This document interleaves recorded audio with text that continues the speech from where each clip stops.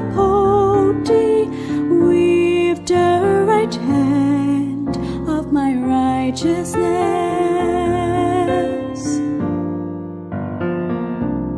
But they that wait upon the Lord shall renew their strength. They shall mount up with wings as eagles, and they shall run and not be weary, and they shall walk and not faint. Isaiah 41 verse 10 and 40:31.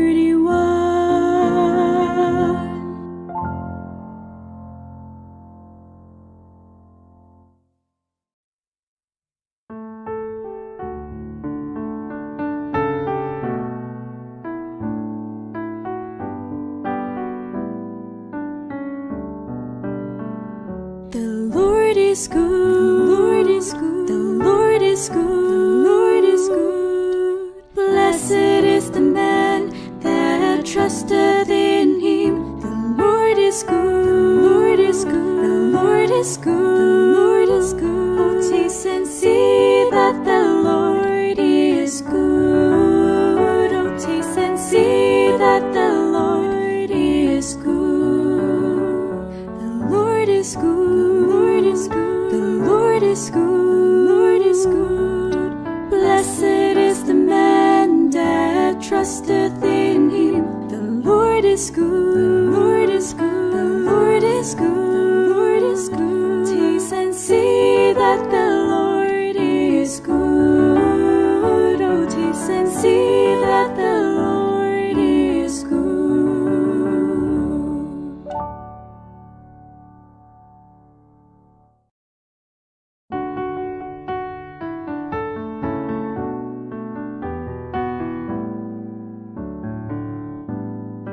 Why art thou cast down, O my soul?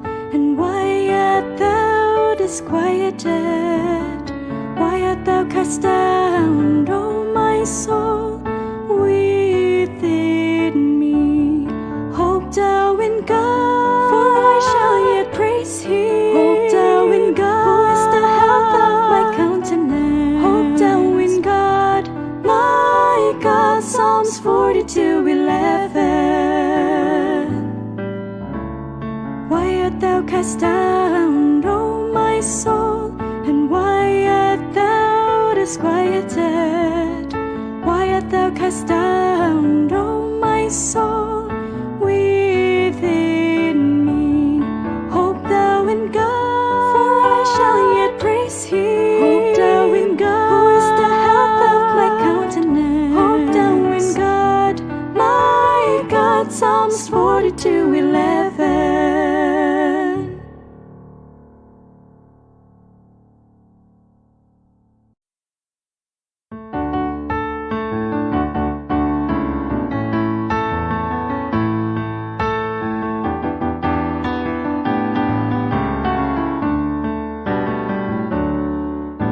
Beloved, let us love one another, for love is of God, and everyone that loveth is born of God, and knoweth God. He that loveth not, knoweth not God, for God is love. God is love. Beloved, let us love one another. 1 John 4:7 and 8. Beloved, let us love one another, for love is of God, and everyone that loveth is born of God, and knoweth God. He that loveth not, knoweth not God, for God is love. God is love. Beloved, let us love one another. 1 John 4:7 and 8.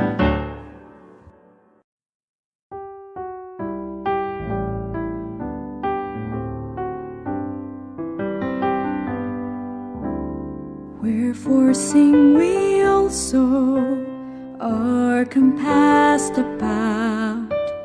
Wherefore sing we also, are compassed about.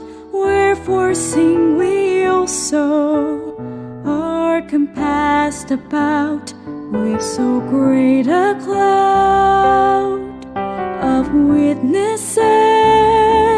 Let us lay aside every weight and the sin which does so easily beset us.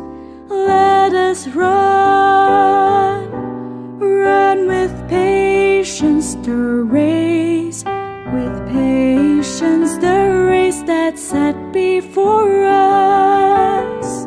Let us lay aside each weight and let us run.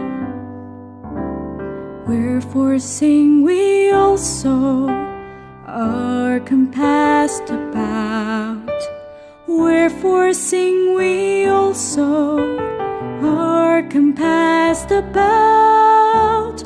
Wherefore sing we also are compassed about with so great a cloud of witnesses. Let us lay aside every weight.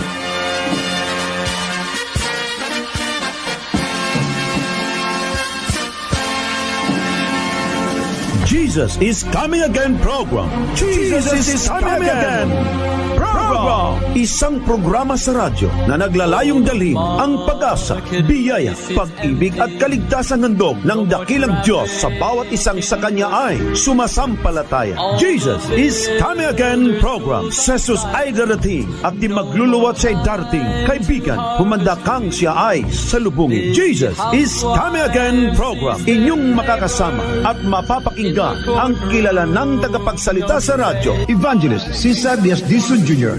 Sa ating Jesus is Coming Again program. Comes through the gate, oh, the King is coming, the King is coming. I just heard the trumpet sound.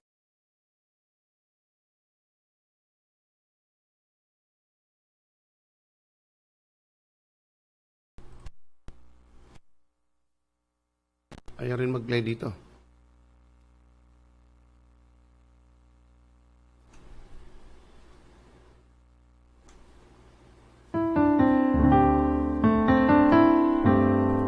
Ayaw umikot dito. Whatsoever is born of God overcometh the world. Start.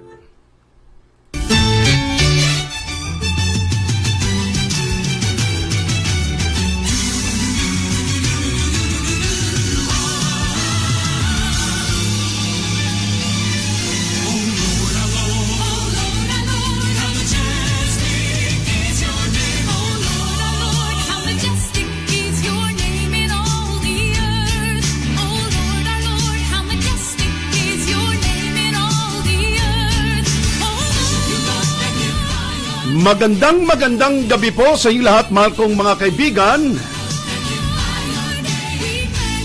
Sa lahat ng ating mga kapatid na nakikinig po ngayon sa buong lalawigan ng Palawan at ng Puerto Princesa City. Kayo po ay malugod nating binabati ng isang mabuting gabi o umaga, tanghali, hapon, gabi sa mandako sa buong sanglibutan. Kayo po ay mapabutan ng atin pong pabalitang ito. Well, agad atin pong kinukumusta, lalo tigit ang tumawag sa ating kanina si Engineer and Mrs. Blando, Joel Blando, na kung saan sila po mga kapatid ay nakikinig lagi. Atin din pong binabati si Ivy Yanson at ang kanyang may bahay, kanyang ina at mga kapatid na nakikinig po ngayon diyan sa dako po ng Nara.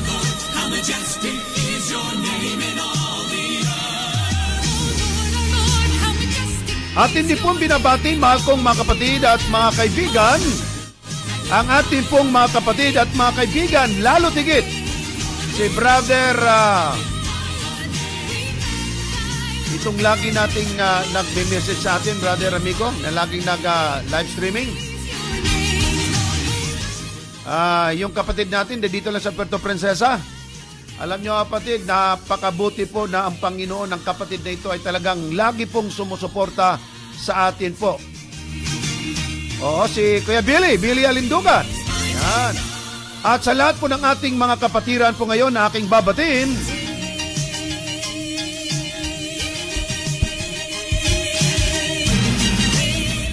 atin po agad binabati, mahal kong mga kapatid at mga kaibigan, si Sister Delia Velas ng Italy, Zem Kamen, Benji Villaran, Manila, Edna Sardinia, Canada, Aurelio Arcillas, Eve Mordinio, Quezon City, Rexala Celandro, Tondo, Manila, Ruel Bungapat, Francine Tolentino, Paranaque, Ann Mangabat, El Neri Anotsi, Yenchen ng Kaluukan, Mima Morillo Lala, Ima Tabada, Rene Chavez, Richel de Rosario, Sinaida Atienza. Mga kapatid, mas mabuti po kung ilagay ninyo kung saan po kayong lugar para masabi po din natin ang inyo pong lugar kung saan kayo galing o saan kayo nakaimpil ngayon, mga kapatid. Anton Marquez ng Saudi Arabia, Ros Boncaya of Quezon City, Priscilla Cruz, Manila, Chiboy Amador, Rojas City, Melissa Ancayan, Paris, o sa Paris po ito sila, France, Telso Mortiga, Tacloban, Pio Diwata, Saudi Arabia.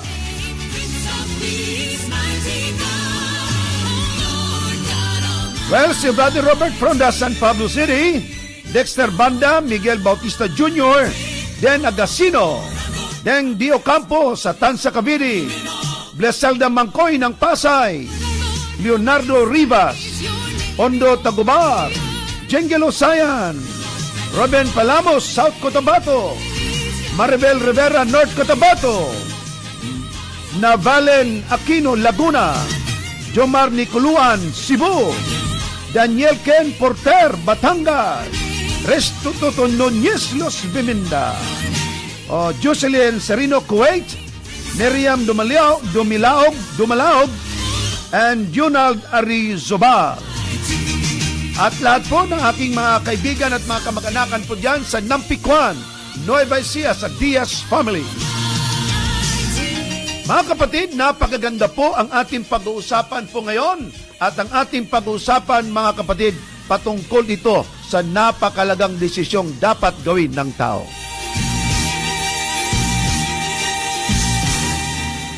PowerPoint.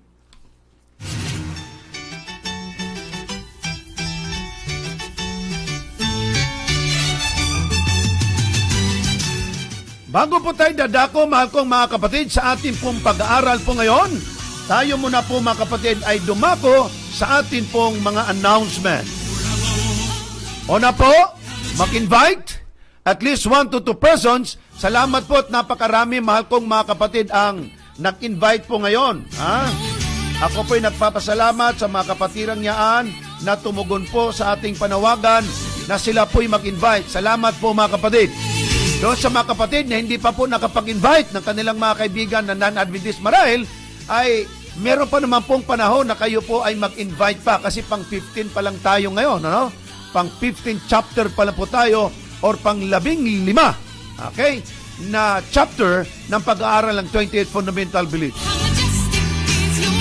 So mga kapatid, kayo pong lahat ay atin pong inayahang mag-invite. Alright, mag-share, watch party na po tayo. Mag-likes at mag-subscribe sa ating YouTube channel. Make comment po doon. At mag-quiz on the air po tayo. At huwag pong kalimutan. Ngayon po mga kapatid, kayo po ay magpadala ng inyo pong prayer request na agad. Pakiusap ko lang po sa inyo, huwag po kayong magpadala sa aking personal Facebook account ng inyong prayer request. Kasi kung magpadala kayo sa akin ngayon habang ako nagsasalita, hindi ko yan matingnan sa aking laptop, hindi kayo maisasama agad sa ating prayer request. Kaya nga po, kayo po'y dumiritso at kayo po mga kapatid ay tumungo agad sa ating Family Hope 104.7 FM Facebook account. Atin pong pinasasalamatan ng ating kapatid. Nag-message po sa kanina, ito pong makita niyo message mga kapatid galing kay Sister Nini Alinsod. Sabi niya, lagi sila pong nakikinig sa atin pong programa. Pati aso namin nakikinig. Pastor, hey. Totoo nga naman, pinicturean niya talaga yung kanilang TV screen. Nandun nga naman ako, mga kaibigan. Plus yung mga aso ay intinding-intindi na raw ng mga aso. Pagka nagkumpisa na kung magsalita, mga kapatid, ay kilala nila kung sino yung nagsasalita. Ang ating namang kapatid, si Brother Gar Avellano. Yan po ay taga dito sa Puerto Princesa City. Papunta po yan ng Sabang. Ang sabi niya, ginagawa ko po, Pastor. Dina-download, sabi niya. Dina-download ko tapos piniplay ko ng paulit-ulit. Diyos sa amin, dito sa amin, sa Sabang, with speaker para makinabang ang mga kapitbahay ko. At pagdating ng Sabado, ito naman ang ginagawa naming panghimagas. Grabe, parang pagkain lang talaga, panghimagas. Salita nga naman ng Diyos, pagkain eh. Tapos, patlak, mga 1 hanggang 2 video ang napapakinggan namin para na rin kaming nag-doctrine review at Bible study. More power and God bless. Gary po ng Kabayugan. Kabayugan Church. Siya nga pala ang pang-38 daw siyang nag-subscribe sa atin pong YouTube channel. Hoy, watch out din po dyan sa Paradise Islands, sa Sablayan, Mindoro. Ang ating mga kapatid dyan ay nakatrumpad din po tayo dyan. Mga kapatid, ang Diyos po ng langit ang magpala sa inyong lahat. Ang ating pong topic ngayon ay the unity in the body of Christ. Tayo muna po'y mananalangin, hilingin natin sa Panginoon muli ang kanya pong dakilang gabay. Tayo po'y mananalangin. Dakilan naming Diyos na nasa langit, nagagalak kami at nagpapasalamat sa inyo pong mayamang pag-ibig. Salamat sa inyong kabutihan. Salamat o Diyos sa lahat ng bagay. Purihin po kayo magpakailan-kailanman. Kayo'y aming Panginoon at Diyos na aming minamahal. Lubos naming pinasasalamatan kayo sa inyong mayamang pag-ibig. Dalangin namin, Ama, ang patnubay naman ng langit ang amin pong muling mararanasan. Pagpalain lalo tigit ang mga seryoso, tapat, totoo na sumasaliksik ng katotohanan. Dalawin nawakan kami, Panginoon, muli ng inyo pong Santong Espiritong magbigay sa amin ng karunungan. Lahat ng ito'y aming dalangin sa pangalan ng aming Panginoong Jesus. Amen.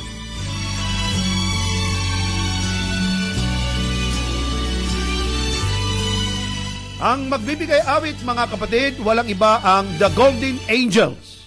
Ito pong aawitin nila ay Above All. Ito po ang awitin atin pong pakinggan. Maraming salamat po, mahal kong mga kapatid, sa napakagandang awitin na ipinagkaloob po para sa Panginoon sa gabi pong ito. Ang atin pong topic ngayon, mahal kong mga kapatid, walang iba kundi baptism. Kagabi atin pong pinag-aralan ang the unity in the body of Christ. Bawat isa po sa atin ay tinatawagan ng Panginoon na tayo po'y makiisa, makilahok. Dapat ikaw at ako ay kasama alinsabay sa paglago ng iglesia ng dakilang Panginoon. Sa parang katulad nito, ikaw at ako, mga kapatid, ay magkaroon ng pagkabahagi or bahagi, magkaroon ikaw ng bahagi or mayroon kayong papel o linya sa loob at labas ng iglesia anumang gawaing isinusulong po nito. Ang ating pong topiko, mahal kong mga kapatid, walang iba kundi baptism. Ito ay napakalagang aralin sa Biblia na hindi po gaanong pinapahalagahan ng maraming mga tao sa ating kapanahunan ngayon. Pagka sinabi, mga kapatid, sino ang gusto ng pera? lahat magtaasan ng kamay. Pero kung magsabi ka, sino ang gustong magpabinyag? Mga kapatid, walang bastang magtaas ng kamay, kundi mag-isipan ng maayos at malalimang pag-iisip. Ito'y sapagkat hindi nga po siya handa. Bakit hindi handa? Ito'y sapagkat ang gusto niya, mahal kong mga kapatid at mga kaibigan, ay magliliwaliw muna dito sa sanglibutan at ang gusto niya, ang kanya pong buhay ay mapuno muna kung ano ang kasiyahan. Ayaw niya munang maglingkod sa ating Panginoon. Nakakalungkot man, pero yan po ang katotohanan. Ngayon, atin pong pag-usapan kung ano ang bautismo sa Biblia. Sa akin na pong nasabi sa inyo, may mga taong bininyagan sa pamagitan ng wisikan na ng tubig. Ang iba, buhusan ng tubig. Ang iba, mga kapatid, wisikan ng langis. Iba, pahiran ng langis. Iba, sabugan ng bulaklak. Ang masaklap, sabugan ng bigas para talagang manok lang na pinakain. Ang iba naman, mga kapatid, ay pinatungan lang ng kamay o kaya padaanin sa apoy. Yun po daw ay binyag na. Ano po ba ang binyag na tinutukoy sa Biblia? Pwede po bang binyagan ang mga batang maliliit tulad ng mga 6 months old o 1 year old o mga sanggol pa lang? Ako, mga kapatid, sa Iglesia Katolika, ayon po sa picture at aking nakitang record, ako po ay nabinyagan 1 month old pa lang. Ang totoo po niyan, ako po ay pinanganak November 29. Oh, nalaman nyo tuloy birthday ko. November 29, ako ay pinanganak. Pero after 1 month, dinala po ako, mga kapatid, sa munisipyo. At doon ay pinarehistro ako. Palibas ay following month is December 29, ang inilagay sa birth certificate kung saan ako ipinanganak. December 29 din. Kaya, tanong sa akin, ano ba talagang pizza ng iyo birthday? Sabi ko dalawa, November 29 at saka December 29. Legally, December 29. Biologically, ay November 29. At doon ko po nakita na napakaliit kong bininyagan, nakaihipat na ihian pa ang pare. Mga kaibigan, pwede bang binyagan ang isang bata na walang kamuwang-muwang? Well, ayon sa Biblia, ang baptism po ay napakalagang gawin at gawain na dapat isakatuparan ng bawat mananampalataya. By baptism, we confess our faith in the death and the resurrection of Jesus Christ. Ang inyong bautismo, this is a public confession and public announcement that you accept Jesus Christ as your Lord, God, and Savior. In your faith, you proclaim that you are receiving the death of Jesus at ikaw naman ay sumampalataya sa kanyang pagkabuhay na muli at sa kanyang muling pagparito. Ang bautismo, ayon sa Biblia, ay napakalawak at napakahalaga po ang kasaysayan nito. Ito rin po ay pagkakilala natin sa Panginoong Hesus bilang atin pong Lord and Savior. Yan po ang meaning ng bautismo. Ang bautismo po ay nagsisimbolo ng ating pakikipagkaisa diyan kay Kristo. Ikaw at ako ay pinagkaisa kay Kristo. Kaya nga po, mga kapatid, kung ating pong isipin, tayo po ay binibigyan ng symbolism na tayo po ay ipinakakasal ni Apostol Pablo doon sa Panginoong Hesus. Pagkang isang babae at lalaki, ikinasal sila. Silang dalawa ay hindi na dalawa, kundi sila'y isa. Tayo, mga kapatid, by symbol, naging kaisa sa ating Panginoong Hesus. Di lang po yun. Ang bautismo dapat na gagawin natin ay by immersion. Ano po ba ang ibig sabihin ng immersion? From the root word immerse, ibig sabihin, mga kapatid, ay ilulublob ito sa tubig. Kasi ang bautismo dapat gawin sa maraming tubig. Let's say like ilog, dagat, o kaya swimming pool na meron pong maraming tubig. At hindi pong mabasa sa Biblia na ang binyag, it follows maraming instruksyon galing sa Biblia. Ayon sa Biblia, ikaw at ako ay nararapat lamang tumanggap sa Panginoon at sumunod sa Kanya pong kalooban. Yan po ang ating pag-iisa, ating pong pag-aralan, at yan po, mga kapatid, ang number 15, Seventh-day Adventist Fundamental Beliefs of the Seventh-day Adventist Church. Ngayon, atin pong talakayin ang bautismo sa pagpapatuloy. Ang bautismo po sa Biblia ay 80 times po binanggit sa Bagong Tipan. Isipin nyo kapatid, 80 times binanggit, napakahalaga niyan, 80 times. Dalawang salita, tatlong salita lang nga, napakahalaga lalo na kung 80 times. Sa Biblia din po mga kapatid, sinabi ng Efeso 4, ang talata ay 5, isang Panginoon, isang pananampalataya, isang bautismo. Ibig sabihin, hindi dalawang bautismo, hindi tatlo, lalo na hindi pwede yung mga uri at klase-klaseng mga bautismo. Isa lang po talaga ang paraan at klase ng bautismo. Ayon sa Biblia. Yan po ang ating tukuyin ngayong pag-aaral natin. Ang baptism, how important is baptism? Gaano ba kalaga ang bautismo? Kalawa, ang bautismo, is baptism worth risking one's life for? Ang inyo bang buhay at aking buhay, atin bang ilagay kahit sa pinit ng tinatawag nating kadilikaduhan para lang mabinyagan? Kapatid, sabihan ko po kayo, marami akong nakita mga kabataan, 14 years old, 15 years, babae, 14 years old na babae, siya po'y nagpabinyag sa kabilang pagsabi ng tatay niya, ayaw kong binyagan yung batang yan, pagka magpumilit, babarilin ko. Ang batang ito nagsabi sa pastor, Pastor, ako po ay babarilin ng tatay ko.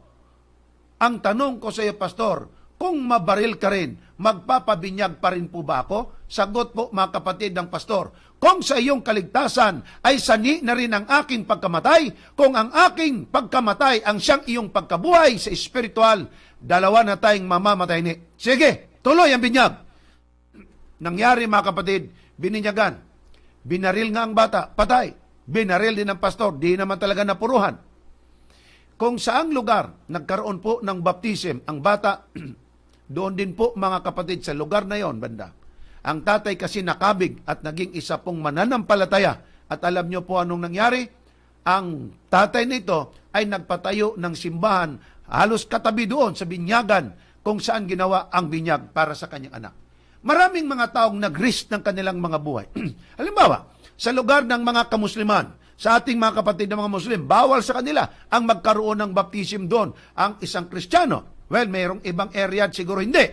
Pero sila po'y nagkakaroon ng baptism publicly, pero doon sa ilog, akala ay naliligo lang. Noon pala ay nagbibinyagan na. Kasi once kung mahuli, abay delikado ang inyo aking buhay. Does God really require baptism? Yes. Required yan. Walang taong malilinisan kung walang bautismo. Walang taong makakarating sa langit kung walang bautismo. Walang taong may papanganak muli kung walang bautismo. Yan ay napakalaga. That's salvation. Hence, on whatever one is baptized, ito ba mga kapatid ay kailangan at nararapat isa katuparan gawin ng bawat isa na mabinyagan? Ikaw at ako mga kapatid ay binigyan ng example ni Jesus Christ. Si Jesus Christ galing sa kanyang ama sa carpenter area. Ibig sabihin sa shop. Umalis ang Panginoong Hesus at siya ay pumunta doon po kay Juan Bautista na kanya pong pinsan, 6 months old na mas matanda kaysa kanya. Ang sabi po mga kapatid ni Jesus Christ, siya po ay nararapat at dapat lamang siyang binyagan. Nangyari mga kapatid, ang Panginoong Kristo, nung siya po'y nandito pa sa lupa at bago siya makyat sa langit, siya po ay nagbigay ng bagong kautusan sa kanyang mga lingkod. Ito po ang sinabi ng Matthew 28:19-20. Dahil dito, magsiyaon nga kayo at gawin ninyong mga alagad ang lahat ng mga bansa na sila inyong bautismuhan sa pangalan ng Ama at ng Anak at ng Espiritu Santo. Dito ating makita, napakalinaw mga kapatid, ang marching order, the last marching order of Jesus Christ. Go! That's a mandatory command. That is not a supplicatory command, but that is a mandatory command. That is a command of execution. Sabi ni Jesus Christ, go and preach the gospel. At binyagan ang mga tao sa pangalan ng Ama, ng Anak at Espiritu Santo. Sinabi po na ituro ninyo sa kanila na kanilang ganapin ang lahat ng mga bagay na inutos ko sa inyo. Dito mga kapatid, napakalinaw. Bakit po ang Seventh-day Adventist ay nagtuturo ng Sabat? Bakit ang Adventist nagtuturo ng 10 kautusan? Bakit ang Seventh-day Adventist ay nagtuturo, mga kapatid, patungkol sa kadyusan ng Ama, Anak at Espiritu Santo at nagturo patungkol sa batas pangkalusugan? Sapagkat yan ang pagtupad sa sinabi ni Jesus Christ na ituro ninyo sa kanila na kanilang ganapin ang lahat ng mga bagay inuutos ko sa inyo. Ang daming inutos ang Panginoon Hesus at ito po'y nararapat lamang na atin pong ipagkaloob ang kaalaman sa mga tao at mga kaibigan na dapat pong makaalam kung ano po ang katotohanan. At narito ako'y sumasa inyong palagi hanggang sa katapusan ng sanglibutan. Dito ating makita, kapatid, ang napakagandang sinabi at tinuringan ng Biblia na there is only one kind of baptism. The administration of baptism in the Christian world varies nowadays. Anong ibig sabihin ng varies? Papalit-palit, palipat-lipat. Yung nga sabi ko sa inyo, iba't ibang klaseng binyag ngayon. Sabog ng bigas, sabog ng langis, buhos lang ng tubig, mga maliliit na bata, sanggol pa lang, binibinyagan na. Pero ang sabi ng Biblia, isa lang ang paraan po ng binyag. That is through immersion. Ilubog dapat sa tubig. Ang characteristic of the unity the Spirit brings in God's church is the particular or the practice of one baptism. Efeso 4:5. Isa lang po talagang bautismo. Marahil magtatanong kayo, kung ilubog naman pala sa tubig ang tama, saan nang galing yung binyag na wiwisikan ang tao, tapos bubuhusan lang ang ulo, o maliliit pa o sanggol pa lang ay binibinyagan? Mamaya po, tukuyun po natin ang lahat ng yan. Pangapat, what does the Bible reveal about the meaning of the term baptize? Ano ba ang pakaibig sabihin nito ayon sa Biblia sa salitang bautismo? Kasi mga kapatid, marami po ang mga nalilito sa bagay pong ito. Ano ba talaga yung bautismo? Ang iba mga kapatid, managinip lang na ang Panginoon nasa kanila, baptism na raw yon. Well, atin pong alamin kung ano po ang baptism ayon sa Biblia. Ano po ba ang tinatawag nitong spiritual significance? Ano ba ang spiritual na kapangyarihan nito, pakahulugan nito, pinakabuon nito, tinutukoy dito? Ano ba? Merong ano ba diyan sa tinatawag nating bautismo? Well, ang Biblia, mga kapatid, nagsabi sa atin kung anong meaning ng baptism. Galing po sa English word na baptize comes from the Greek word baptizo. Ang ibig sabihin po ng baptizo, which implies immersion. Since it's derived from the verb bapto, ang ibig sabihin po to dip into or under, to plug under water, ang ibig sabihin po na ang tao ay ilulubog sa tubig. Anong dahilan bakit ilubog sa tubig or ibinabaon sa tubig? Ganito po yan. Ang Kristo ay namatay sa ating kasalanan. Ikaw at ako, pagka tayo tumanggap ng bautismo, tayo'y patay din naman sa ating kasalanan. Ang patay, nililibing. Si Jesus ay nilibing sa totoong libingan. Tayo naman ay ililibing sa symbolikal na pagkalibing sa libingang tubig na siyang nag-aalis ng kasalanan ng tao. So, ililibing ang tao sa ilalim ng tubig. Ibig sabihin, mga kapatid, deep into. Pagkatapos niyan, of course, inaangat naman. Ang iba nagsasabi, pagka mabinyagan ka sa Adventist, hindi ka na rin mabubuhay kasi ilulubog ka hanggang ikay mamatay. Hindi naman totoo yun. Ako na may nabinyagan din, hindi naman ako patay pa. Okay? So, yun pa ang meaning. Sa Bagong Testamento o sa New Testament, mga kapatid, marami sa atin ang nagsasabi ng mga apostoles kung paano ang pamaraan ng binyag na kanilang ginagamit. It refers to many water. Okay? Then, ang metaphor nito or ang pinakakahulugan nito ay ikaw at ako ay nabinyagan sa kamatayan ng ating Panginoon Kristo. Di lang po yun. Pangatlo, to the coming of the Holy Spirit. Now, bawat isa sa atin, pag tumanggap sa Panginoon, ang Espiritu Santo ang nanahan sa atin. Sampol, ang mga lagad, bininyagan sila. Sa Kapitulo 2 ng mga gawa, dumating ang Santong Espiritu na parang dilang apoy na pumatong sa kanilang mga ulo. Ang Apostol Pedro, pumaroon din po kay Cornelio na isang sundalong Italiano sa grupo ng mga Romano. Mahal kong mga kapatid at mga kaibigan, ang mga taong ito ay nakinig ng pabalitan ng Apostol Pedro at sila po ay nagpabinyag, tinanggap nila ang Santong Espiritu din po naman. Now, remember this.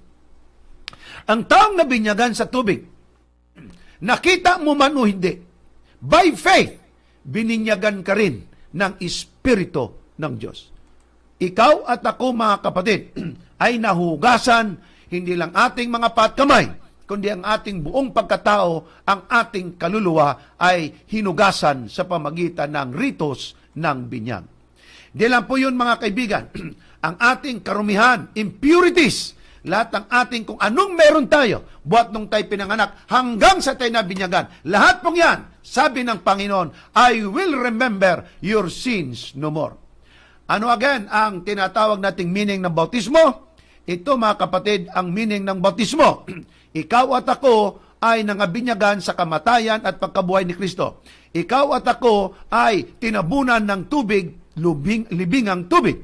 Ikaw at ako, mga kapatid, ay nabautismuhan na ito naman ay spiritual, prophetic enactment of His suffering. Ano ibig sabihin?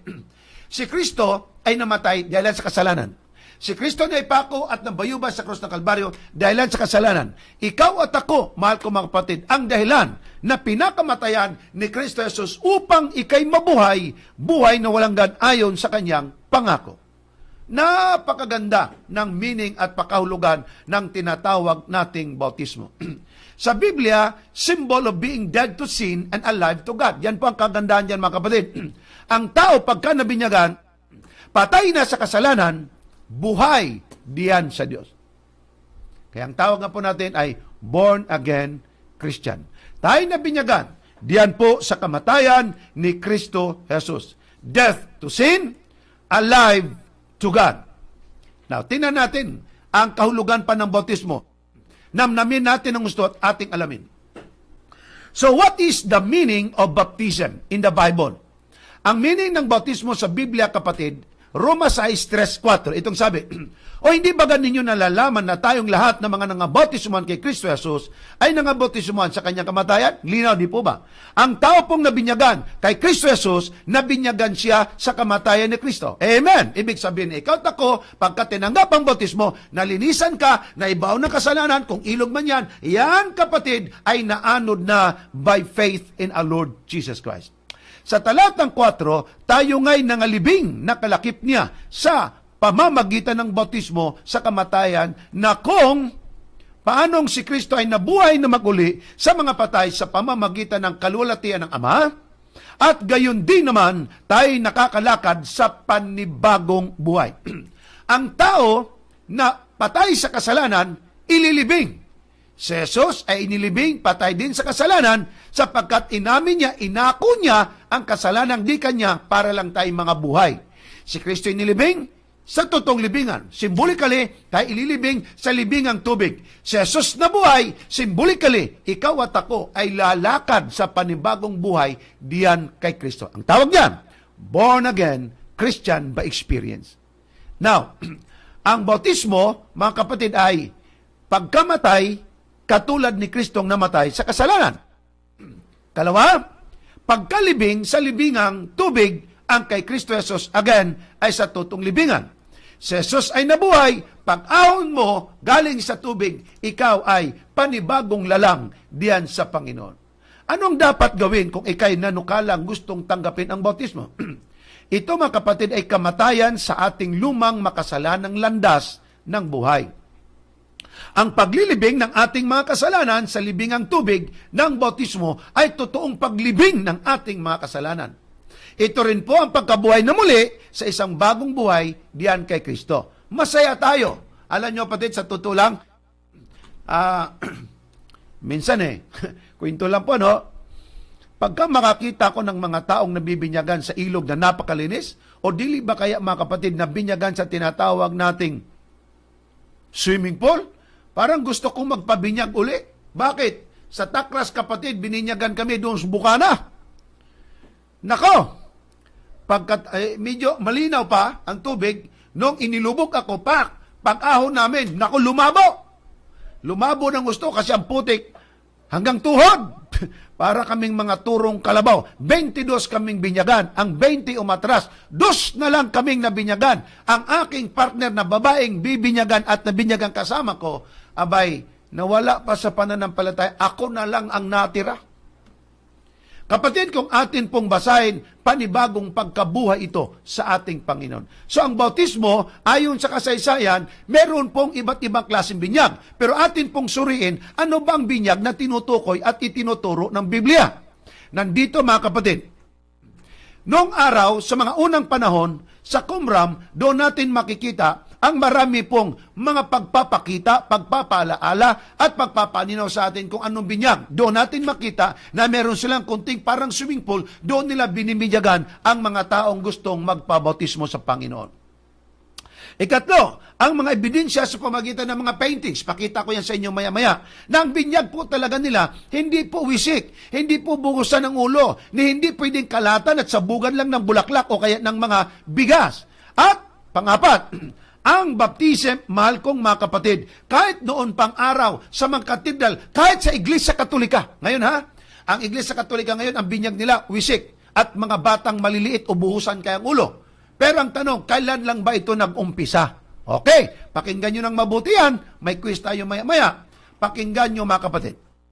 Ito ang kasaysayan. Una, ancient churches reveal methods of baptism use. Pag sinabing use with ED, ibig sabihin, panagdaan, past tense. Ano ba nung araw ang bautismong kanilang karaniwang isinasagawa? Una, ang mga sinaunang iglesia ay naghayag ng paraang ginamit sa bautismo.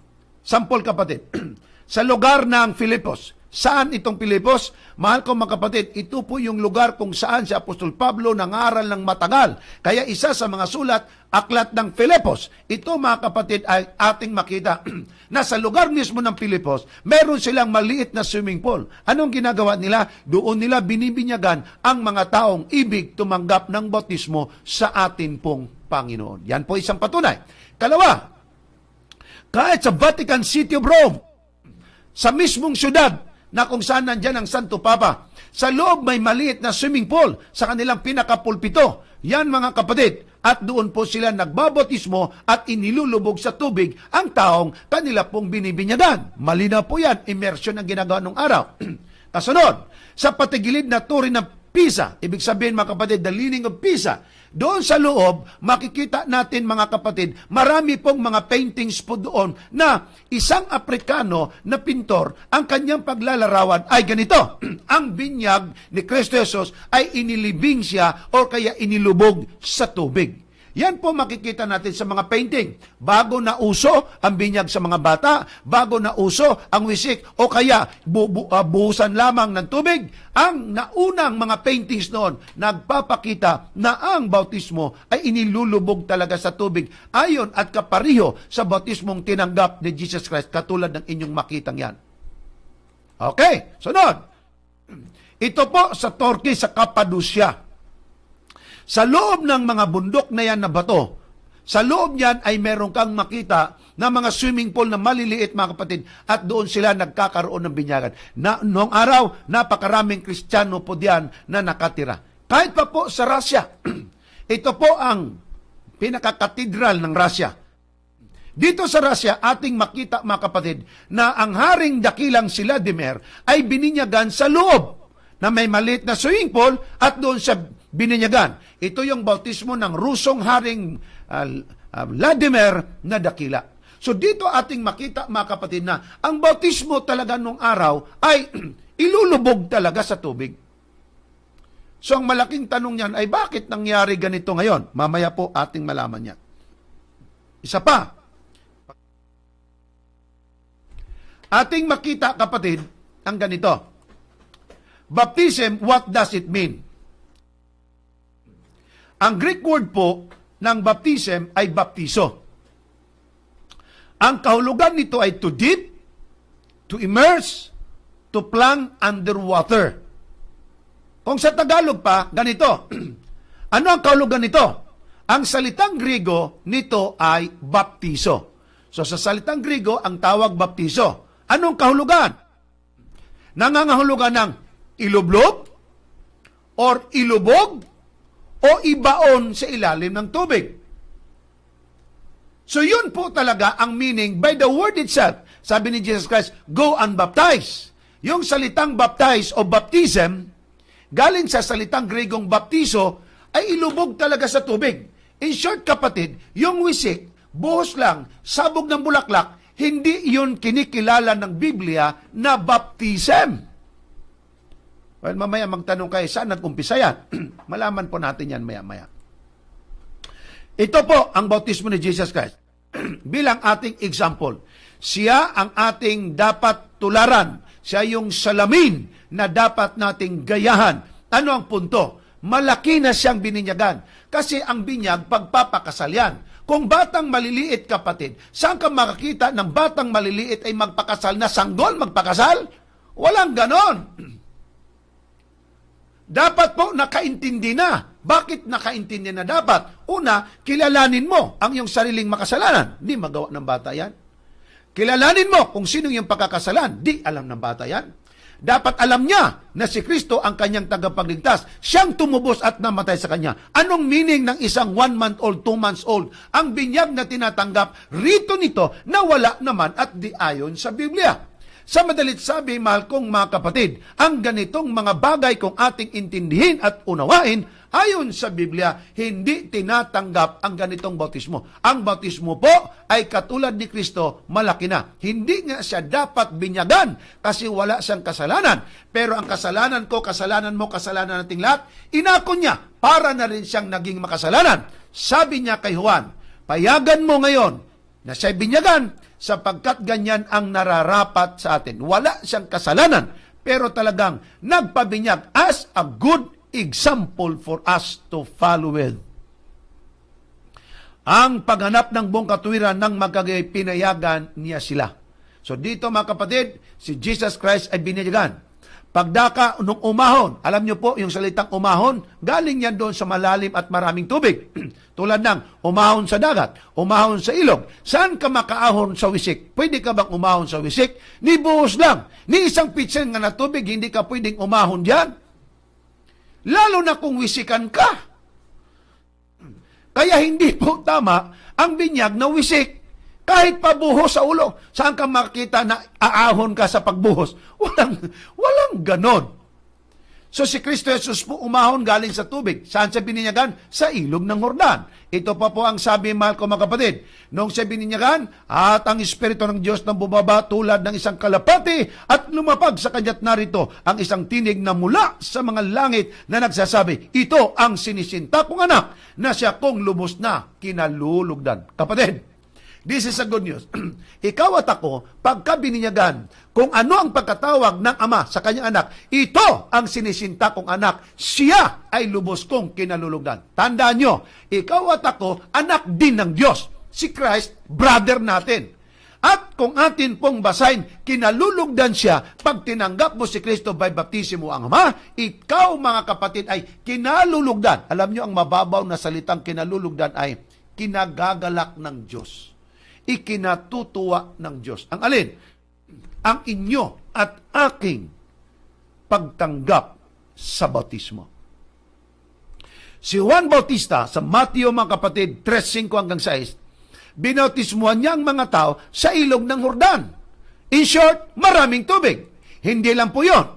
Isang lalaki na ang pangalan si Felipe, binabaybustadian niya ang isang eunuko or bating. Ano itong bating? Sila po ay mga taong sinasadyang bating, lalo tigit mga tagapag-ingat yaman ng Ethiopia. Dito natin makita, galing siya sa Jerusalem at siya po'y sumamba at nananambahan po doon. Kaya lang, nung siya po'y umuwi, hindi niya maintindihan kung anong ibig sabihin ng kanyang binabasa. Dumating ang Santong Espiritu at si Apostol, o ito pong si Felipe, ay nag-Bible study sa kanya. Naintindihan ng bating kung ano yung tinuturo na sino yung tupa na hindi man lang siya mga kapatid nanlaban para po wag siyang mamatay. Sino ba ito? Well, ayon sa Biblia, ipinaliwanag po sa atin na ito ang Panginoong Hesukristo. Alam niyo kung anong ginawa mga kapatid? Gawa 8:36. At sa pagpapatuloy sa daan ay nagsidating sila sa dakong may tubig at sinabi ng bating, narito ang tubig. Tinuro po yung ilog. Narito ang tubig. Ano ang nakakadlang upang ako'y mabautismuhan? Paano ko po nasabi na ito po'y ilog? Paano ko po masabi na ito po mga kapatid ay hindi wisik? Sapagkat sabi ng Biblia at sinabi ni Filipe, kung mananampalataya ka ng buong puso, ay mangyari. Itong sabi, at ipinag-utos ni tinigil ang karo at sila kapwa lumusong sa tubig. Tanong, pwede ka bang lumusong sa isang basong tubig? Ay, hindi pwede. Pwede ka bang lumusong sa wisik? Hindi ka nga pwede sa isang baso, wisik pa. Kahit pa isang pitsil na tubig, kapatid, hindi ka pwedeng lumusong dyan. Lumusong sila sa tubig, palibas ay ilog nga ang kanilang pinagbinyagan. At kapwa sila lumusong. Isipin nyo, kapatid. Kung sabihin ninyo, pitsil to na may tubig, kapwa pa sila lumusong. In short, dalawa sila. Paano na lang kung dalawa pa ang papasok sa pitsil? Gaano na lang ba kaliit ang tao? In short lang, ang aking punto, hindi po sila, mga kapatid, winisikan. Or hindi siya winisikan, kundi mismo lumusong sila sa tubig. At pagkatapos ng binyagan tulad ni Jesus, sila po'y umahon buhat sa tubig. In short, ang biblical baptism po pala talaga ay hindi wisik, hindi buhos, lalo nang hindi yung pinasasabugan lang ng bigas. Dito ating makita, ang baptism isinasagawa ayon sa Biblia ay ang bautismong ayon sa sinasabi nito, immersion. Now, ano ang mga hakbangin bago tayo binyagan? Una, dapat magsisi sa mga kasalanan. Ikalawa, magsisi. Sabi nga ng Gawa 2:38, magsisi kayo at mga bautismo sa bawat isa sa inyo sa pangalan ni Jesucristo para po mapatawad ang inyo't aking kasalanan. In short, dapat magsisi. Kalawa, kailangan po sa ikalawang hakbang ay maniwala. Marami kasi nagpapabinyag, dala lang ng grupo, dala lang ng kaibigan o kantsawan, na binyagan na rin. Pero hindi ganon. Dapat ikay nagpabinyag kasi naniwala o sumasampalataya ka. 8:37, itong sinabi ni Filipe doon sa bating. At sinabi ni Filipe, kung mananampalataya ka ng buong puso, ay mangyari. In short, nanampalataya, sila kapwa lumusong at bininyagan ang bating. Hindi lang po yon, dapat tayo nagpapatuloy. Hindi yung ang iba, pagkatapos mabinyagan, mga kapatid, wala nang ginagawa. Kung kailan lang makalaalang sumamba, saka na lang po at hindi tumutulong sa loob at labas ng gawain ng iglesia. Dapat po tayo matuto po ng marami pang bagay. In short, kung dati-dati ko kunti lang alam, siguro 5 years ka na, 10 years ka na, 20 years old ka ng isang mananampalatayang Kristiyano, in short, dapat mas malago na ang iyong pananampalataya. Dito ating makita ang tatlong mahalagang bagay. Magsisisi, patunay ito na pagkalungkot sa kasalanan. Ikalawa, maniwala. Ito po yung pagtanggap kay Jesucristo bilang ating tagapagligtas. Ikatlo, dapat matuto tayo, turuan sa mga mahalagang bagay na dapat pa nating malaman. Kapatid, tandaan po ninyo, wala pong tao sa balat ng lupa na binyagan na alam ni agad ang lahat. Wala pong ganon. Ang katotohanan po ay patuloy yan at umiinog. Bakit po? Sapagkat ang katotohanan of theology is progressive. Dito ating makita na ang mga taong nangabinyagan sa Gawa 2:41, silang napakaraming mga may edad na, mga malalaking tao na. Yaon ngang nagsitanggap ng kanyang salita ay nangabautismuhan. Malalaki na sila na mga nabinyagan. Dito ating makita, ayon sa Biblia, na sila po'y nagdesisyon. Tanong, paano magdesisyon ang isang sanggol na isang buwan pa lang katulad kong winisi ka na? Tiyan mo ha, winisi ka na, sanggol pa. Sanggol pa, winisikan pa, ni hindi ko nga alam kung ano ang nangyayari. Ito pang masaklap. Ang nabinyagan, hindi talagang bata. Anong pangalan ng bata? Cesar Dizon Jr. Cesar Dizon Jr., tinatanggap mo ba si Kristong iyong personal tagapagligtas? Sino ang sasagot? Yung ninong na siyang karga sa akin? Opo. Kung ganon, ikay magpapasakop sa Iglesia Katolika Romana ng buong katapatan? Sagot ng ninong, opo. At ikay sumasampalatay kay Kristo Jesus na iyong tagapagligtas? Opo. Kung ganon, ikay akin binyagan sa pangalan ng Ama, sa pangalan ng Anak, sa pangalan ng Espiritu Santo. Ngayon, ikaw ay isa ng Kristiyano. Kung ako ang magdesisyon, kung ako ang hahatol doon, ako hindi ako nabinyagan. Alam mo kung sino nabinyagan? Yung ninong nagkarga sa akin na sagot ng sagot sa tanong ng pare, siyang nakikipagtipan. Ako noon sa panahon yun, makita mo sa picture, natutulog lang eh. Ito pong binyag ay dapat nakaintindi yung taong dapat binyagan. Di lang po yun, kaibigan. Sila po, nung nabinyagan, idinaragdag sila doon sa pulutong at maraming mananampalataya. Will in fact, 3,000 kaluluwa o mga tao ang nangabinyagan sa panahong yaon. Dito atin din pong makita sa 47 na ang mga taong ito ay nangabinyagan at idinaragdag sila araw-araw sa grupo ng Panginoon na mga nangaliligtas. So ang tanong, yung binyag ba? No, ito kita nyo, bata, binuhusan lang ang ulo. Una, walang binyag sa Biblia na mga sanggol pa lang. Ikalawa, wala din po sa Biblia na wisik ang dapat gawin. Meron naman ditong iniloblob ng konti, sanggol naman. Pambira. Sanggol, kaibigan, ay iniloblob sa tubig. Pambira talaga. Ang dapat itong malalaki na. Bakit? Ang binyag kasi, paglinis ng kasalanan, ang bata wala yung kasalanan. Hindi po totoo ng kasalanan ni nanay tatay mo kung sila yung mga magnanakaw. Naging magnanakaw na rin bang bata? No. Walang kasalanang minamana. Magmana ka na lang din, kasalanan pa. Lupa na lang. Ang minamana mo, hindi kasalanan, kundi yung propensity or tinatawag natin na inclination or posibilidad na magkasala ka kasi ang tao ay nagiging mahina sa pakikipaglaban sa kasalanan kaya kailangan natin ng Panginoong Hesus. Ang dapat itong gumagawa ng pagkasinungaling, pagnanakaw, pagpatay, iba pa na alam niya ang krimen niyang ginagawa at alam niya ang kasalanan, ito ang dapat malinisan kasi nga ang baptism ay paglilinis ng kasalanan. Dito tayo sa sanggol. Ito, wala pa ipin. Kinakagat pa daliri, sinisip-sip pang daliri. Nakakaintindi na kayo sa bautismo, kilala niya kanyang Panginoon, alam niya kayong kasalanan, alam niya kaya kung anong mundo kanyang kinagagalawan. In short, wala talaga itong alam. Ang alam na nito, umihi, tumai, at dede. Yun lang.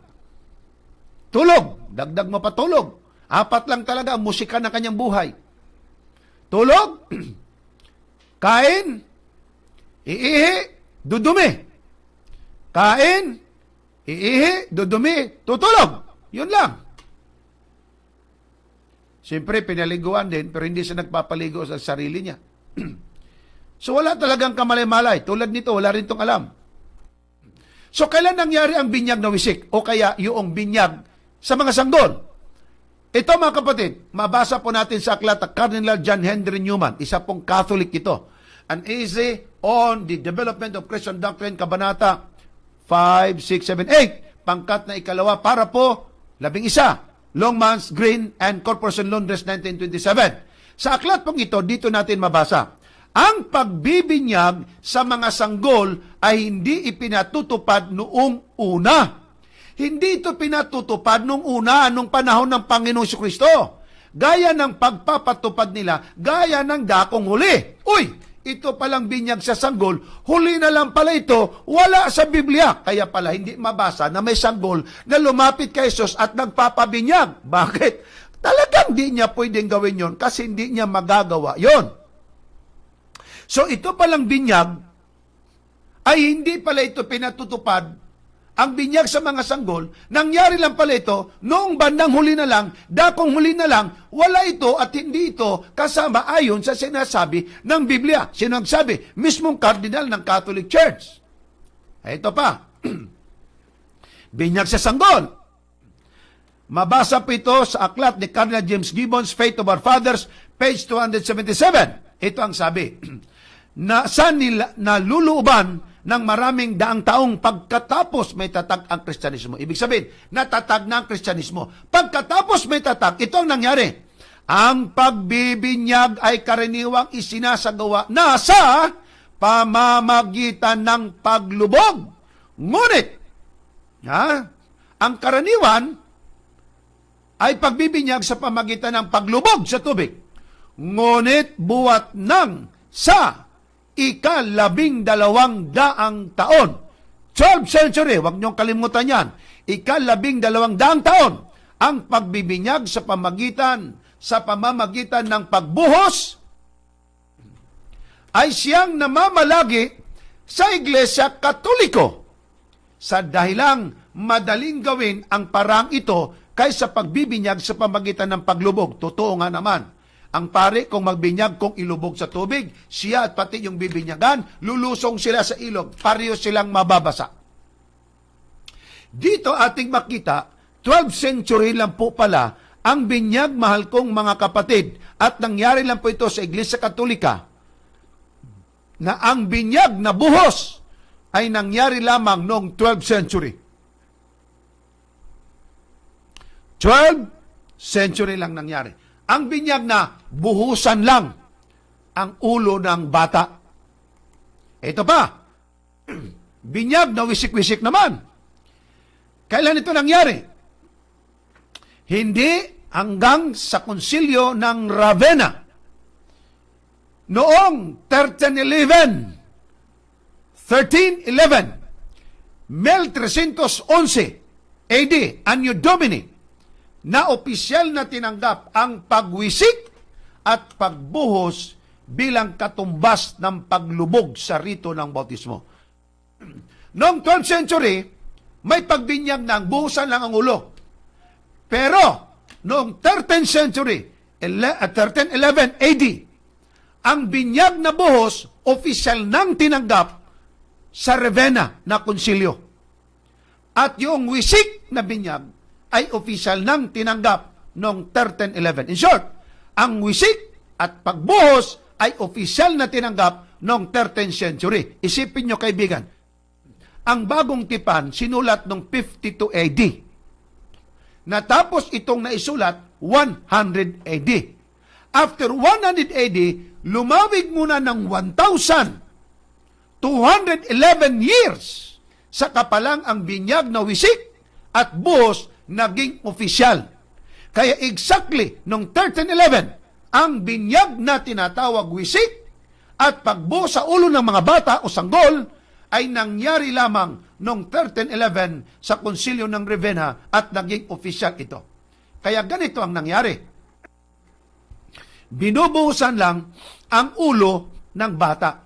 May iba naman, wisik lang din. Kaya kung ating pansinin, mahal kong mga kapatid, ito pong wisik o buhos sa ulo ng bata, mali. Ang bautismo na bata, mali din. Kung wisik lang, mali din. Ano ang tama? Dapat malalaki na ang dapat binyagan. So dito natin makita na ang tunay na bautismo ayon sa Biblia, mahal kong mga kapatid, dapat ay, number 1, malalaki na. Nangungumpisal sa kasalanan. Alam niya ang kanyang kasalanan. Alam niya na siya'y makasalanan, nangangailangan ng tagapagligtas. Kilala niya ang kanyang manunubos o tagapagligtas. Itong lahat absent ito sa kaisipan ng sanggol, tulad kong 1 month old pa lang. Kaya tinanggap ko ang bautismong ilubog talaga sa tubig. Kapatid at kaibigan, pansinin niyo pong maigi ang bagay ito. Na ikaw at ako, kung ikaw ay 20 years old ngayon, 30 years old, 40 years old, 50 years old, 60 years old, 70 years old, 80 years old, kung buhay ka pang 90, 100 years old ngayon. Sabihan ko po kayo, nanay at tatay, sa mga matatanda po, I'm talking to you. Kung ang binyag na inyong natanggap ay wisik lang, kung ang inyong binyag na tanggap ay buhos lang, kung ang binyag na inyong natanggap ay noong kayo mga sanggol pa lang, ibig sabihin po, hindi ninyo nasunod ang sinabi ng Biblia. Hindi nyo nasunod ang sinabi ng kasulatan. In short, hindi pa po kayo naging totoong Kristiyanong binyagan. In short, ikaw ay hindi pa nabinyagan. Mahalaga po ba ang binyag? Yes po. What happens when you are baptized? Ito ang mangyari. Lahat ng kasalanan mapatawad. Kung hindi ka pa nabinyagan, hindi ka pa napatawad. Kalawa, the Spirit is given to us. Pagka ikay nabinyagan ng totoong binyag, binigyan ka ng Santong Espiritu. Kung ang binyag na iyong tinanggap ay hindi katulad sa sinabi ng Biblia, parang masabi na rin nating wala sa iyo pa ang Santong Espiritu. Hindi po ako ang nanghatol. Yan ay mabasa sa Marcos 1:10, Gawa 2:38 at 39. Ikatlo, we are adopted into the family of God. We are adopted into God's family. Ibig sabihin, kahit angkinin mo pang Kristiyano ka, ikay kasama at kasapi sa iglesia o sa bayan ng Diyos or sa bayan o sa iglesia ng Panginoong Diyos, ikaw at ako, hanggang pag-angkin na lamang, hindi pa po nangyaring ikaw ay nabinyagan. Kapatid, ito pong baptism ay napakalaga. Isang lalaki na ang pangalan Nicodemo, isang Parisiyo, magaling sa kasulatan, lumapit sa Panginoon. Nagtanong siya, Panginoon, ano ba ang mabuti kong gawin upang matanggap ko ang buhay na walang hanggan? Ang sagot po ng Panginoong Hesus, dapat lang ikay maipanganak na muli. Di niya naintindihan anong ibig sabihin dito. Ang ibig sabihin, nagtanong ang lalaking ito. Ibig sabihin ba na ako'y papasok muli sa sinapupunan ng aking ina at ako'y muling ipanganak? Sabi ni Kristo, ang ipinanganak sa laman ay sa laman. Ang ipinanganak sa tubig ay sa tubig. Ang ipinanganak sa Espiritu ay sa Espiritu. How important is baptism? That means new birth. Bagong pagkalalang. Bagong kapanganakan sa Panginoong Diyos. It means dying to old sinful way of life. Burying our sins and on the watery grave. Rising up again out of the water to walk a newness of life. Ikaw ay muling tatayo, titindig sa isang bago at panibagong buhay. Ang iba nag-isip na kung magpabinyag ka, banal ka na kaagad. Hindi po totoo yun. Pagka ikay magpabinyag, ibig sabihin lamang you are committed. Baptism doesn't mean that you are perfect na hindi ka na magkamali. It means you are committed. Para bang ganito? Lalaki at babae nagmahalan, nagpakasal. Hindi ibig sabihin ng babae di na magkasala. Hindi ibig sabihin ng lalaki hindi na magkasala. Pwede pa silang magkasala. Pero sa kanilang pagmamahalan at sa kanila pong pangako sa isa't isa, in short, they are not 100% banal at di na magkamali at magkasala, but they are making their promise to in front of God, in front of many. It means they are committed to each other. Ang bautismo ganon. Sabi ng Panginoong Hesus, mga kapatid, Marcos 16:16, ang sumampalataya, hindi lang sumampalataya, may kasunod pa, at mabautismuhan ay maliligtas. Sabi ni Jesus Christ, come unto me. Ang baptism, kapatid, ay napakalaga. Kung ikaw po ay nakikinig sa ating pong programa ngayon, at iyong napagtanto na ang bautismo palang inyong tinanggap ay hindi tama, maliit ka pa, wisik pang inabot mo, wala kang kamalay-malay, automatic na lang naging isa kang Romano Katoliko o isang Kristiyanong tinagurang tinawag nila.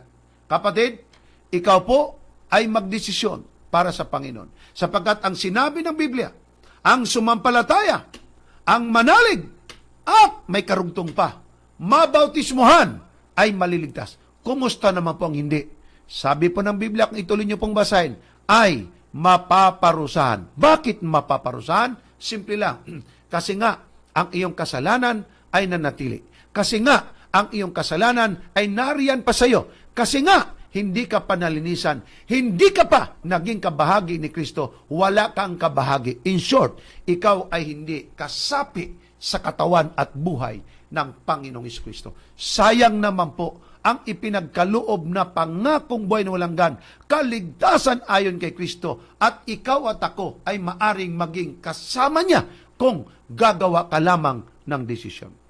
If you feel the calling of the Holy Spirit at gusto mong magpabinyag, mag-message po kayo sa akin, kaibigan, mag-message po kayo sa akin, kapatid, at kayo po ay amin pong paglilingkuran. Kahit sa panahon pa ng pandemic na to, ang taong gustong tumanggap kay Kristo Jesus, maaring tumanggap ng santong bautismo. Ang ating topiko na baptism, na siya pong panglabing lima na topiko. Ito po, ang 15 is DA, fundamental beliefs. At ito po yung sama-samang sinasampalatayanan, pinananampalatayanan, pinananaligan, at kinasasandalan, at ito po yung sama-sama nating pinagkaisahang pananampalataya ayon sa Biblia. Kapatid ko at kaibigan, ang Biblia po ay napakalinaw pagdating sa tinatawag na bautismo. Harinawa ay mag-decide ka para sa Panginoon. Tanggapin mo siya habang meron pang panahon.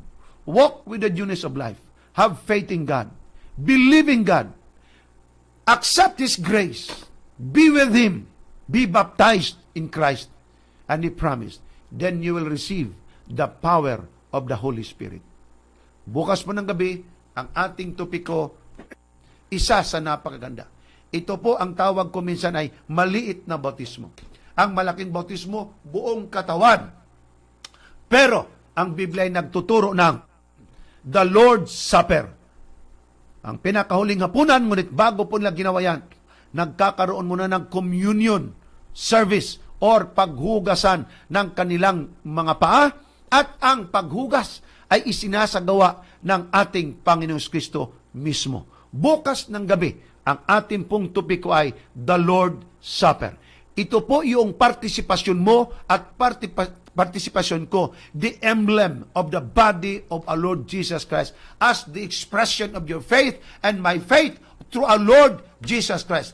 In this experience, my brothers and sisters of Christ communion is present to meet and strengthen His people.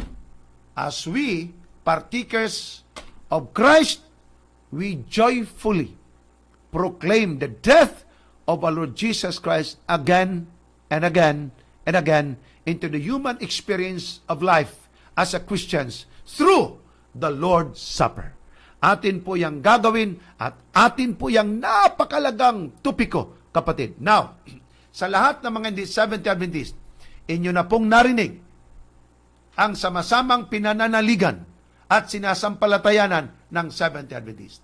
Mga kapatid kong mga Seventh Adventist, ito po yung ating dapat pag-aralan at pinananaligan. Lubos nating dapat maunawaan ang Lord's Supper. Yan ay ang ating pag-aaralan bukas po. Tayo po'y dadako sa atin pong hardin ng pananalangin.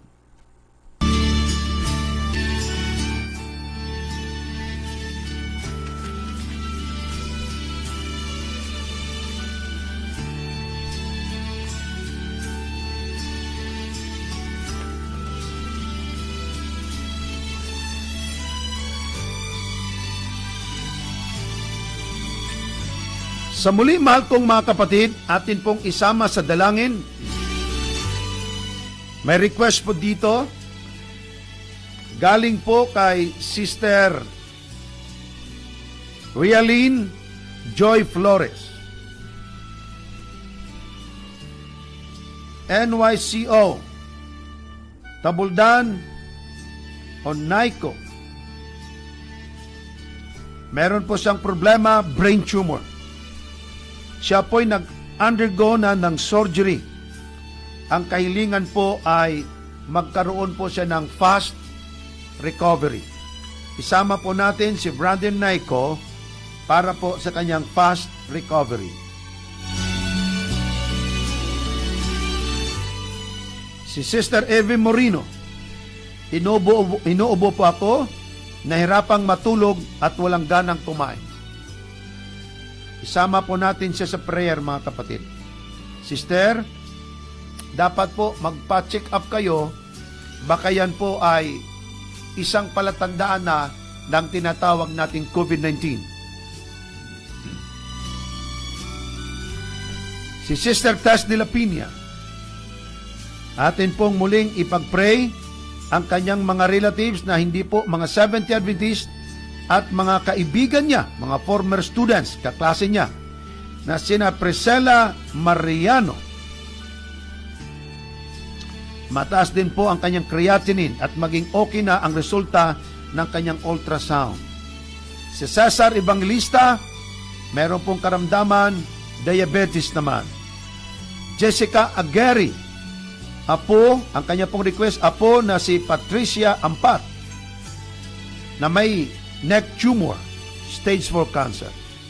Ano bang nangyari sa ating sanglibutan na ito, mga kapatid? Puro na lang tayo cancer nito.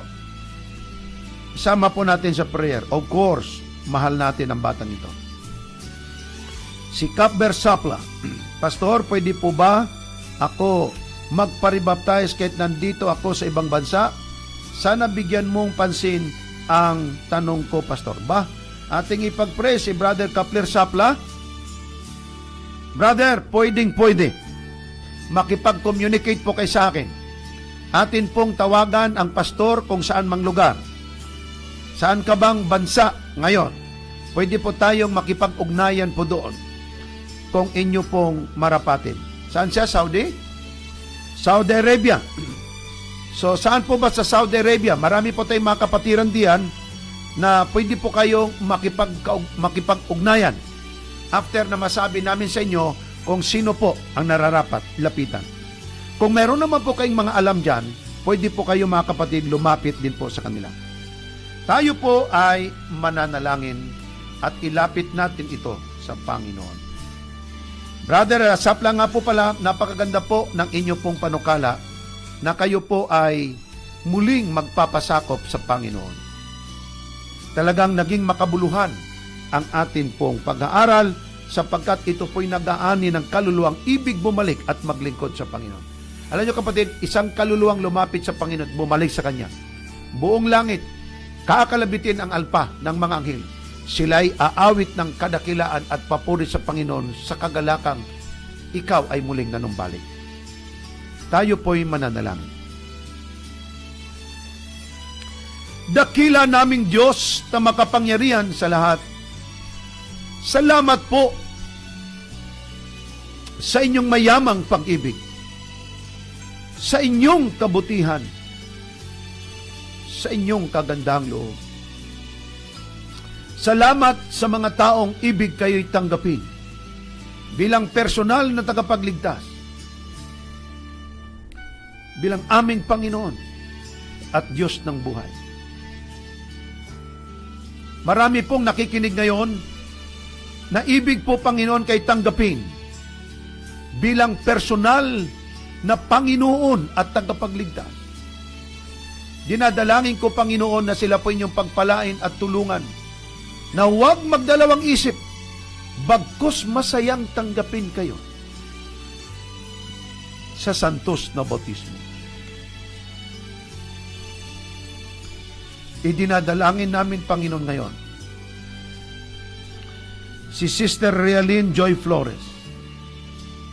Kanya pong kahilingan, si Naikot Tabuldan, na meron pong brain tumor at nag-undergo na po sa Panginoon ng kanyang surgery.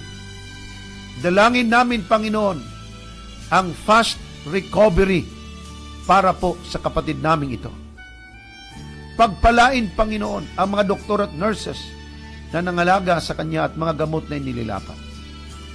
Bigyang kapangyarihan din po, Panginoon, Sister Evie Moreno. Siya po'y inuubo, walang ganang kumain, lalo tigit, Panginoon, nahirapan po siyang matulog. Ingatan ang kapatid na ito, Panginoon, o Diyos na dakila, na palakasin siya sa kanyang karamdaman. Idinadalangin din po namin sa inyo si Brother Ralph Somoso, si Brother Celso Sabala, ang mga kapatid nito, lalo tigit si Brother Sabala, na ibig ding magpabinyag, Panginoon. Pagpalain po ang kapatid na ito. Amin din pong inililapit si Sister Tess de la Peña, na kanya pong inililapit si Brother Cesar Evangelista. Pagpalain, Panginoon, si Brother Cesar Evangelista. Pagpalain, Panginoon, si Sister Priscilla Mariano. Mataas po ang kanyang creatinine. Ang mga kamag-anak ni Sister de la Peña at mga kaibigan, mga former students or kamag-aral niya, pagpalain po, Panginoon, ang mga kaibigan ito. Pagpalain din po naman si Jessica Gary. Kanya pong kahilingan ang kanyang apo na si Patricia Ampat na mayroong neck tumor. Pagalingin, Panginoon, sa kanya pong karamdaman.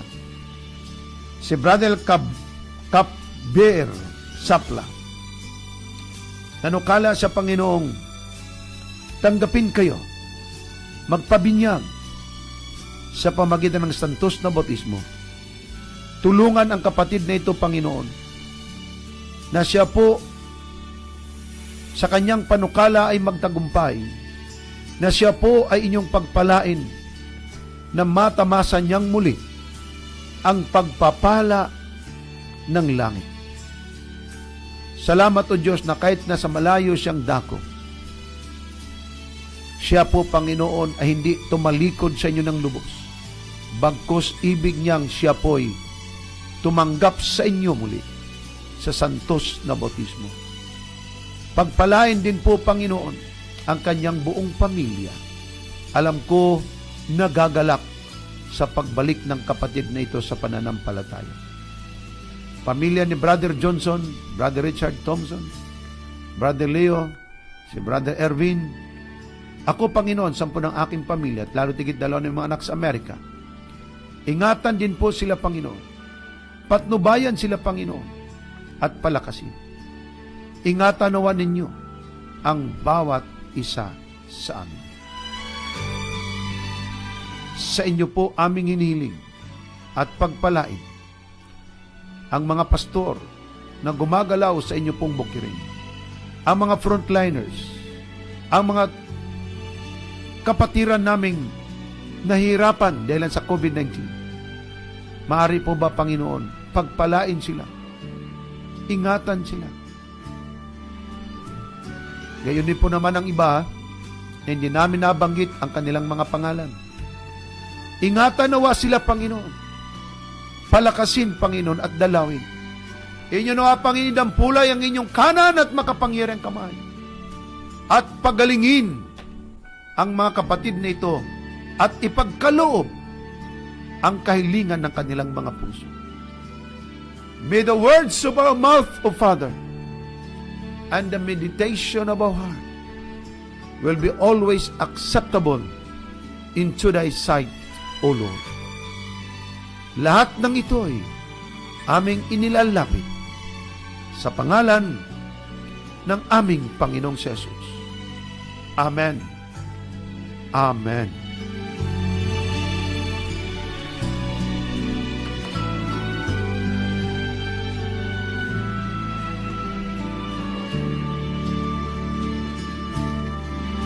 Sa muli, mahal ko mga kapatid, marami pong salamat sa inyo pong patuloy na pagsubaybay, pagsunod sa ating pong programa. Ang Diyos po ng langit ang magpala po sa ating pong lahat. Well, sa muli, tayo po'y dadako sa ating pong next portion, ang Quiz on the Air. Ready na po ba kayo mga kapatid? Tayo po'y dadako na sa ating pong Quiz on the Air.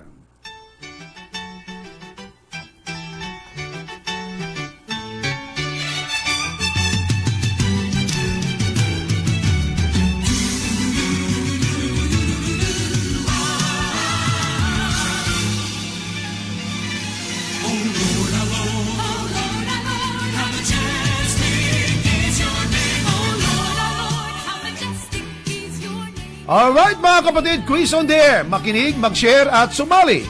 Ito po ang paraan ng pagsagot. Isulat ang full name, address, at may idadagdag po tayo. Bigyan ko kayo ng time. Idagdag po ninyo ang inyo pong cellphone number para hindi kami mahirapan kung kanino namin ibigay ang load. Okay? Ipagka-load po ninyo at ilagay nyo po agad inyong pangalan, address, at cellphone number. Okay? Again, ulitin ko po ha. Ilagay po ninyo ang cellphone number. Brother Miko, ilagay ba talaga ng cellphone number? Magme-message naman sila sa atin eh. Ha? Okay, sige ngayon. Ang atin munang gawin ngayon, ilagay nyo po ang inyong cellphone number. Let us see kung ano po ang mangyari sa bagay yan.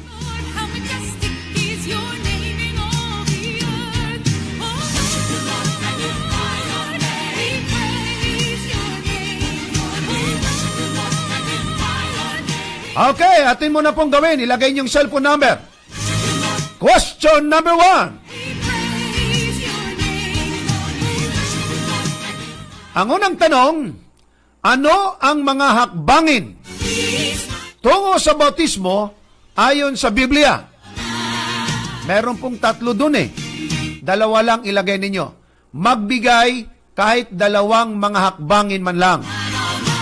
Meron pong 3 doon. 3 ha, 3. 2 lang ang kailangan. Ano ang mga hakbangin tungo sa bautismo ayon sa Biblia? Magbigay kahit 2 mga hakbangin man lang.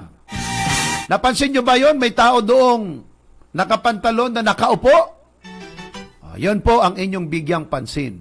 2 man lang hakbangin inyong ipagkaloob.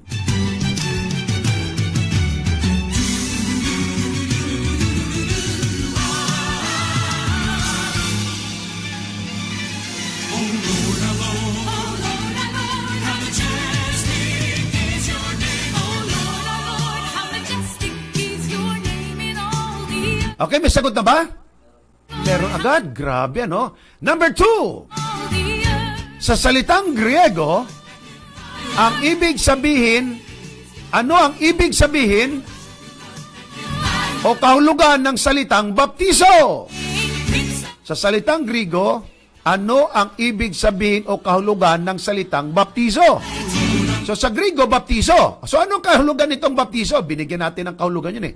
Kanina English, then tinagalog pa natin. 100 pesos po, worth of load. Ready na po ba para sa 150 pesos worth of load? May sagot na, Brother Miko? Bilis ah. Ikatlong katanungan. Kailan lamang nagsimula at naging opisyal ang binyag sa pamagitan ng wisik o buhos na ginawa noon sa konsilyo ng Ravenna? Kailan lamang nagsimula at naging opisyal na kinilala ang binyag sa pamagitan ng wisik o buhos na ginawa sa konsilyo ng Laodicea ng Ravenna? Maganda ito, Ravenna, parang mulawin pa yata kalaban nito. Well, mga kaibigan, sa konsilyo ng Ravenna, ginawa pong opisyal ang pagbuhos at pagwisik. Ang tanong, kailan ito?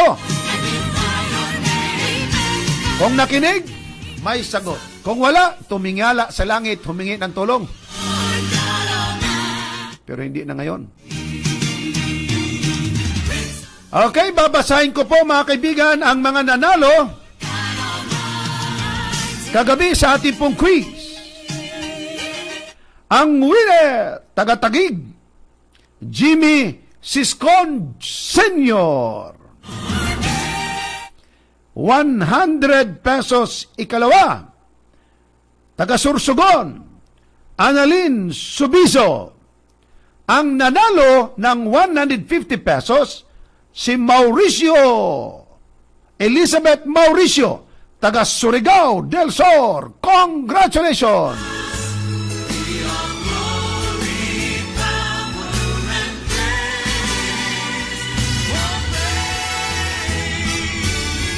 Mahal ko mga kapatid at mga kaibigan, sa muli po, maraming salamat sa inyong pagsubaybay sa ating pong programang Jesus is Coming Again Ministry, dito lang po sa ating 104.7 Family Hope FM, the only religious community radio on air in the province of Palawan. Well, sa muli, mahal ko mga kapatid, ang Diyos na ng langit na magpala sa inyo, sa akin, sa ating lahat. Huwag po niyong kalimutan, kaligayahan kung makatanggap ng text buhat sa inyo. Kung ano po ang inyong tugon, ano po ang inyong naramdaman, pasasalamat sa Panginoon para po sa ating pag-aaral na atin pong isinagawa dito, mahal kong mga kapatid. Mag-message po kayo sa amin.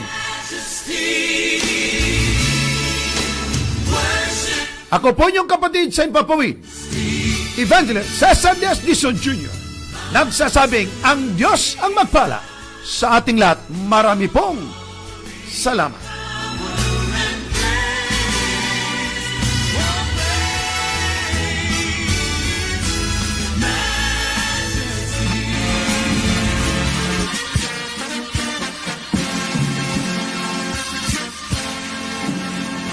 Inyong napakinggan ang Jesus is Coming Again program. Jesus is Coming Again program. At muli pa po ninyong mapapakinggan kasama ang kilalang tagapagsalita sa radyo, Evangelist Cesar Diaz-Dizon Jr. Jesus is Coming Again program. At kung kayo ay merong mga katanungan o paglilinaw, mag-text agad o tumawag sa mga bilang 0906-358-1181 o dili pa kaya sa mga bilang 0921-200-8331. At inyong matatanggap ang mga karampatang kasagutan sa inyong mga katanungan ayon sa Biblia. Jesus is Coming Again program. Jesus is Coming Again program. Maraming salamat sa inyong pakikinig.